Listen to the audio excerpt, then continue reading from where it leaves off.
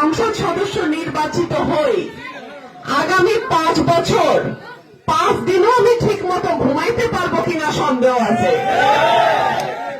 কারণ হলো এই সরাইল, আশুগঞ্জ এবং এই 2 উপজেলার মতো, আশুগঞ্জ তো তাও কম বেশি যাই হোক একটা অবস্থায় আছে, সরাইল উপজেলার মতো 9টা ইউনিয়নের মতো এত অবহেলিত বাংলাদেশে আর কোন উপজেলা আছে বলে আমার জানা নাই।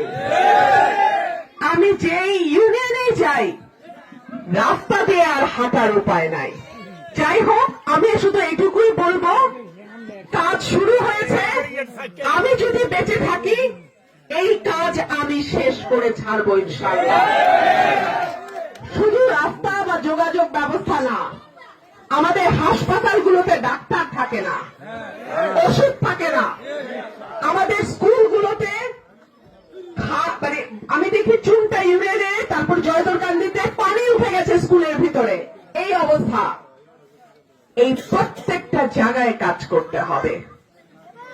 আপনারা কোনদিন ধানের শীষের বাইরে ভোট দেন নাই, কিন্তু আমাদের দুর্ভাগ্য প্রার্থী যেমন তেমন হয়ে গেছে, কাজ হয় নাই। এইবার আপনাদের কাছে আমার অনুরোধ থাকবে, মার্কা যেমন দেখবেন প্রার্থীও তেমন দেখবেন। মার্কা ঠিকঠাক, প্রার্থী ভুলভাল, এইবার যেন সেটা না হয়।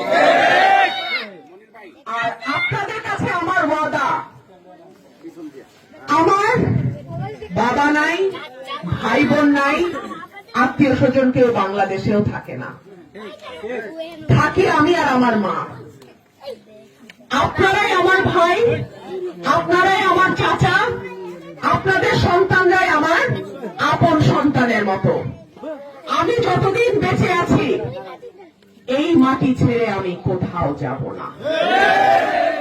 বাংলাদেশে কারো শক্তি নাই এই মাটি থেকে আমাকে দূরে নিয়ে অন্য কোথাও রাখি। যদি বিদেশে থাকতাম, ভালো জীবন যাপনের দিকে আমার নজর থাকতো, তাহলে 2004-এ ব্যারিস্টারি করে লন্ডনেই থাকতে পারতাম, ফিরে আসার আমার দরকার ছিল না।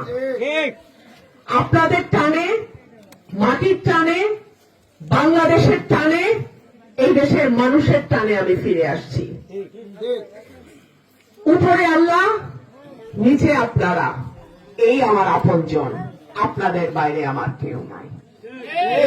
আপনারা আমার জন্য দোয়া করবেন, আমার যতটুকু সাধ্য তার সর্বোচ্চটা দিয়ে আমি আমার কাজ করব ইনশাআল্লাহ। আর যদি আমি আপনাদের ভোটে, আপনাদের সমর্থনে এমপি নির্বাচিত হই, বালুর ব্যবসা, মাটি কাটার ব্যবসা, অন্যের নামে মামলা দেওয়ার ব্যবসা, অন্যের জমি দখল করার ব্যবসা, অন্য দলের মানুষের উপর জুলুম করার ব্যবসা, এই কোন ব্যবসা আমি আমার এই এলাকায় হইতে দিব না। আমি সাধারণ মানুষের নেত্রী, আমি সাধারণ মানুষের কর্মী, আমি সাধারণ মানুষের সেবক। আমি কোন নেতা বুঝি না, আমি কোন দলের কমিটি বুঝি না। আপনারা আমাকে ভালোবাসা দিয়ে এতদূর আনছেন, আপনাদের ভালোবাসা দিয়েই আমি আমার বাকি রাজনৈতিক জীবনটা পার করতে চাই। আপনারা সবাই ভালো থাকবেন, আমার জন্য দোয়া করবেন, এবং ভোটটা আপনাদের এই বোনকে দিবেন।